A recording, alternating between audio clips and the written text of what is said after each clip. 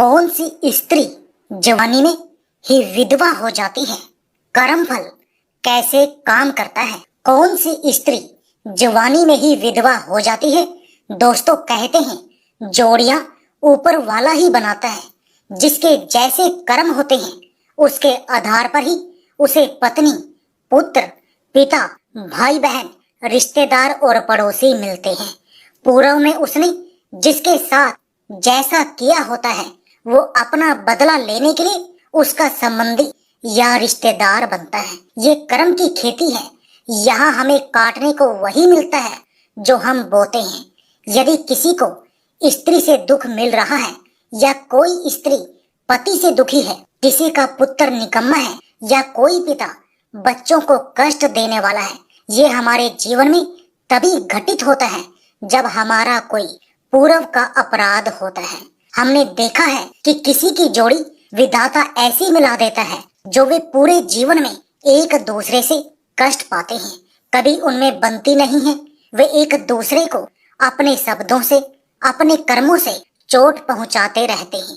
पूरे जीवन भर दुख, क्लेश और घुटन में पड़े रहते हैं। बहुत सी ऐसी घटनाएं देखने में आती हैं कि किसी की स्त्री ने किसी पुरुष को धोखा दे दिया, किसी स्त्री का पति उसे छोड़कर चला गया, कोई स्त्री जवानी में ही विधवा हो जाती है, किसी पुरुष की स्त्री उसे छोड़कर चली जाती है या उसका देहांत हो जाता है। बहुत से बच्चों के माँ बाप ही उन्हें अनाथ करके चले जाते हैं। ये सब होता तो विधाता की मर्जी से है, पर इसमें स्वयं के कर्मों का ही सारा खेल होता है। कहते हैं हमारे जीवन की अच्छी और बुरी घटनाओं में हमारे इस जन्म के पूर्व के कर्म शामिल होते हैं। अगर कोई निर्दोष होकर भी दुख पा रहा है तो समझ लेना उसका कोई पूर्व का कर्म खराब है। अगर कोई दोषी होकर दंड पा रहा है तो वो इसी जन्म में किया अपराध का दंड भोग रहा है। भगवान ना करे किसी के साथ ऐसा हो कि किसी बहन का पति उसे जीवन भर अकेला रहने को मजबूर कर जाए या किसी की स्त्री उसे जवानी में छोड़कर चली जाए। भगवान ना करे कि किसी के बच्चे बिना माँ बाप के जीवन जिए। बहुत दुख होता है जब कोई अपना उसे अदर में ही छोड़कर चला जाता है। एक स्त्री का जीवन बिना पति के जीना कितना कठिन हो जाता है, ये तो बेचारी वो बहन ही बता सकती है जिसका पति इस संसार से उसे छोड़कर चला गया है। किसी के ना रहने पर किसी का जीवन तो नहीं रुक जाता, परंतु उसे उसके ना होने की कमी बहुत खलती है। जीवन में बहुत कुछ देखना पड़ता है, बहुत कुछ झेलना पड़ता है जिसकी उसने कभी उम्मीद भी नहीं की होती है। दोस्तों, एक बार की बात है, लेकिन उससे पहले आप अपनी पूरी सच्ची श्रद्धा से कमेंट बॉक्स में हर हर महादेव, ओम नमः शिवाय जरूर लिखें। साथ ही चैनल को सब्सक्राइब अवश्य कर दें। हे लक्ष्मी माँ, जो भी इस चैनल को सब्सक्राइब करे और इस वीडियो को लाइक करे, उसके घर में कभी भी धन की कमी ना रहे। उसका पूरा परिवार हमेशा हंसता मुस्कुराता कुशल मंगल रहे। किसी राजा के राज्य में एक सैनिक नौकरी करता था। उस सैनिक के माँ बाप तो थे नहीं, बच्चे भी नहीं थे। एक सुंदर सी पत्नी थी। वो अपनी पत्नी से बड़ा प्रेम करता था। सैनिक जब जब छुट्टियों पर अपने घर आता था तो अपनी स्त्री के लिए ढेर सारे उपहार लेकर आता था। उसकी पत्नी भी उससे बहुत प्रेम करती थी। एक दिन की बात है, जब सैनिक छुट्टी लेकर घर आया तो उसकी दोस्ती एक सेठ के नौजवान लड़के से हो गई। सेठ के बेटे ने कहा, मित्र, बुरा ना मानो तो मैं तुम्हें एक सुझाव दूंगा। तुम्हारे पास जो पैसा पड़ा है वो खाली यूं ही पड़ा है, उसे किसी काम में क्यों नहीं लगाते? तुम तो हर समय ड्यूटी पर रहते हो। तुम अपना पैसा मेरे साथ व्यापार में क्यों नहीं लगा देते? व्यापार मैं करता रहूंगा और व्यापार से जो आय होगी हम दोनों उसे आपस में बांट लेंगे। तुम अपनी नौकरी भी करते रहोगे और इनकम भी डबल होती रहेगी। सैनिक के दिमाग में वो सुझाव अच्छी तरह बस गया, इसलिए सैनिक ने उसके साथ व्यापार में 10 लाख रुपए लगा दिए। सेठ के बेटे ने उस फौजी से पैसे लेकर व्यापार में लगा दिए। कुछ ही दिनों में उनका कारोबार चमक उठा। खूब कमाई होने लगी। दिन प्रतिदिन उनका कारोबार बढ़ता चला गया। सैनिक तो बड़ी ईमानदारी से अपनी ड्यूटी कर रहा था। सेठ का बेटा कारोबार संभाल रहा था। सेठ के बेटे का आना जाना सैनिक के घर पर होता रहता था। इसी दौरान सैनिक की स्त्री से उसकी भेंट हो गई। सैनिक की पत्नी ने सोचा कि मेरा पति तो मुझे समय नहीं देता, पर सेठ का बेटा तो रोज मेरे घर पर आता है, क्यों ना इस अवसर का फायदा उठाया जाए। यही सोचकर उसने सेठ के बेटे से मित्रता कर ली।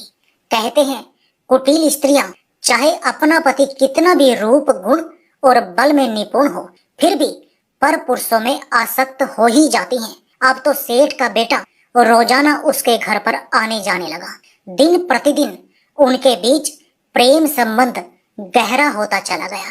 कहते भी हैं कि राजा, लताएं और स्त्रियां अक्सर अपने पास में रहने वाले का ही आश्रय लेते हैं, वही उनके लिए सबसे अधिक प्रिय होता है।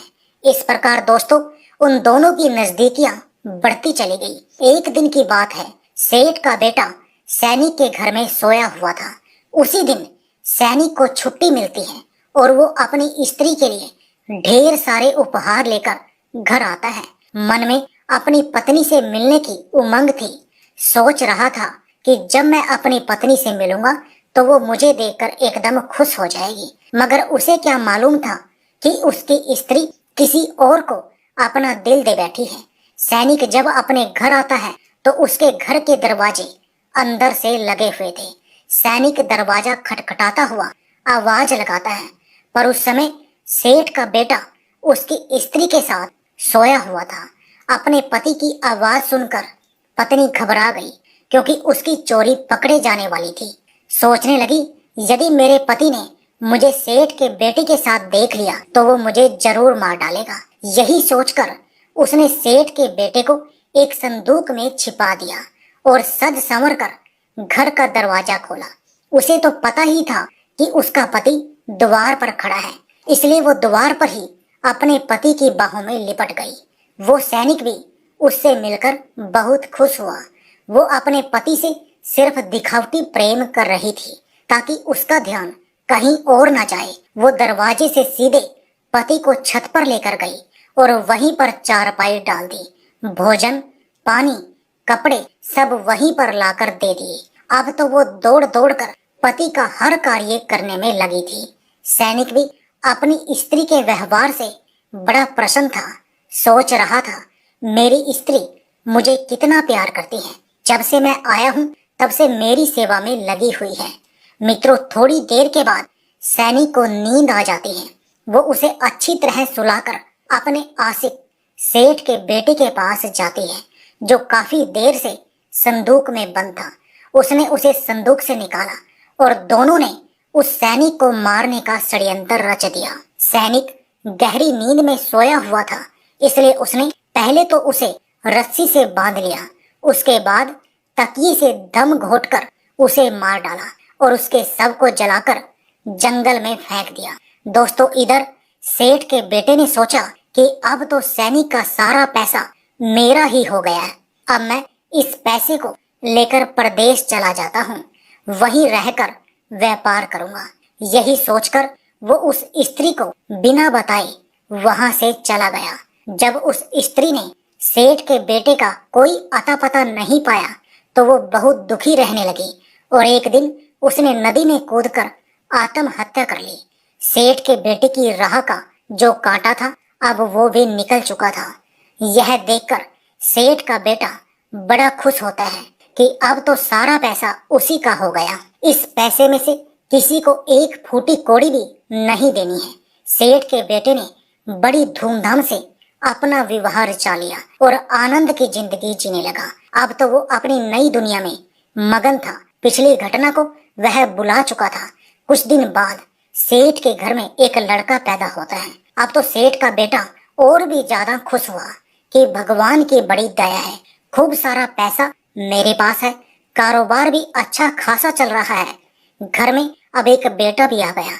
लेने वाला तो मर चुका था, किसी बात की कोई चिंता नहीं थी। साहूकार का लड़का धीरे धीरे बड़ा होने लगा। पढ़ने लिखने में काफी होशियार था। सेठ जी ने उसे खूब पढ़ाया लिखाया। जब वह बड़ा हो गया तो एक सुंदर सी लड़की से उसका विवाह कर दिया। सेठ जी ने सोचा कि अब तो बेटा कारोबार संभाल ही लेगा, मुझे किस बात की चिंता है। कई तरह के सपने सेठ की आंखों में चल रहे थे। तब तक सेठ का वही लड़का बीमार पड़ जाता है जिसकी अभी कुछ दिन पहले ही शादी हुई थी। उसे ऐसा असाध्य रोग बन गया था कि सेठ उसे लेकर काफी डॉक्टरों के पास जाता, कभी वैद्य के पास जाता, कभी हकीम के पास जाता। सेठ जी ने उसे ठीक कराने में एड़ी चोटी का जोर लगा दिया, पर उसे किसी भी औषधि से कोई लाभ नहीं मिल रहा था। जो कोई जहां बताता वहीं ले जाता, परंतु परिणाम शून्य रहता। बड़े बड़े महंगे डॉक्टरों को दिखा लिया, पर किसी का उपचार उसे ठीक नहीं कर पाया। उसकी तबीयत और भी ज्यादा बिगड़ती जा रही थी। पैसा बर्बाद हो रहा था और बीमारी थमने का नाम नहीं ले रही थी। उनका सारा धन, सारी संपत्ति बिककर बेटे के इलाज में लग गई। अब तो डॉक्टरों ने भी हाथ खड़े कर दिए थे। डॉक्टरों ने उसे लाइलाज घोषित कर दिया। डॉक्टरों ने कहा, अब हाथ पैर पटकने से कुछ फायदा नहीं, आपका बेटा अब बच नहीं पाएगा। 2-4 दिन ही इसकी जिंदगी में शेष रह गए हैं। डॉक्टरों का जवाब सुनकर सेठ बड़ा निराश हुआ और रोता चिल्लाता अपने बेटे को लेकर घर लौट आया। रास्ते में उसे एक आदमी मिला। उसने कहा, सेठ जी क्या हुआ, बड़े दुखी लग रहे हो। सेठ जी ने अपना दुख उस आदमी से प्रकट किया। कहा, भैया हमारा ये एक ही बेटा है, सोचा बुढ़ापे में सहारा बनेगा। हमने इसका विवाह कर दिया था, शादी हुए अभी थोड़े ही दिन हुए हैं, अचानक से ये बीमार पड़ गया। इसके उपचार में हमने अपना सारा धन खर्च कर दिया है। अपनी सारी संपत्ति बेचकर बेटे के इलाज में लगा दी। जिसने जहां बताया हमने इसका इलाज वहीं कराया, पर इसे कहीं भी आराम ना लगा। अब तो डॉक्टरों ने भी मना कर दिया है कि अब ये बचेगा नहीं। हम तो बर्बाद हो गए, धन भी चला गया और बेटा भी नहीं बचेगा। मित्रों, उस आदमी ने कहा, अरे सेठ जी, दिल छोटा क्यों करते हो। हमारे पड़ोस में एक वैद्य जी रहते हैं, बहुत ही सस्ती दवा देते हैं, सिर्फ 2 आने की दवा देते हैं। उन्होंने ना जाने कितने मुर्दों को उठाकर खड़ा कर दिया है। तुम भी एक बार उनकी दवा खिलाकर देखो, शायद आराम लग जाए। मित्रों, अब तो सेठ जी ने बिना समय गवाए वैद्य जी से 2 आने की दवाई ले ली। सोचा शायद भगवान की कृपा हो जाए। सेठ जी ने वो पुड़िया जैसे ही अपने बेटे को खिलाई, वो लड़का पुड़िया खाते ही मर गया। अब तो सेठ जी और सेठ की पुत्र वधू बुरी तरह से रोने चिल्लाने लगे। पूरा गांव जमा हो चुका था। सब कह रहे थे, हाय सेठ के साथ बड़ा बुरा हुआ। सेठ की और बहुरानी की जवानी में ही कमर टूट गई। सेठ ने अपनी करनी में कोई कसर नहीं छोड़ी थी।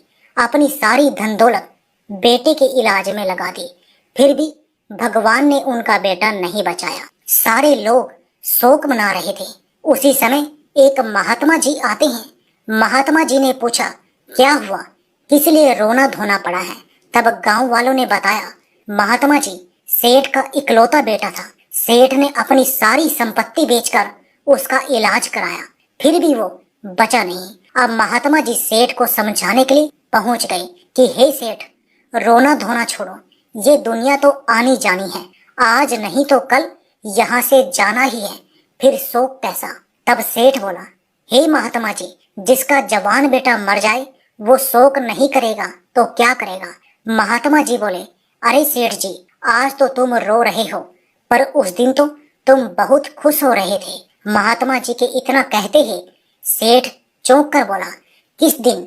महात्मा बोले, उसी दिन जिस दिन वो सैनिक मारा था और उसके पैसे पाकर तुम बड़े खुश हुए थे, सोचा अब पैसे लौटाने नहीं पड़ेंगे। सेठ जी बोले, हाँ महाराज, शायद मैंने उसके साथ बुरा किया। महात्मा जी ने फिर कहा, और उस दिन तो आप बहुत खुश हो रहे थे, खूब मिठाइयाँ बांट रहे थे। सेठ ने फिर पूछा कि किस दिन। महात्मा जी बोले, उसी दिन जिस दिन तुम्हारे घर बेटा हुआ था। सेठ ने कहा, हाँ महाराज, जब बेटा पैदा होता है तो सभी खुश होते हैं, मैं क्या अनोखा हुआ था। महात्मा जी बोले, उस दिन भी तुम बहुत खुश थे, तुम्हारे पैर खुशी में जमीन पर नहीं पड़ रहे थे। सेठ ने पूछा, किस दिन?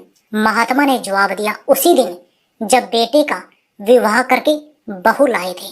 सेठ ने कहा, महाराज, बेटे की शादी में तो हर पिता खुश होता है, मैं भी हुआ था, इसमें कौन सी बड़ी बात है? महात्मा जी बोले, जब इतनी बार खुशी मिल चुकी है तो जरा सी बात के लिए क्यों रोते हो?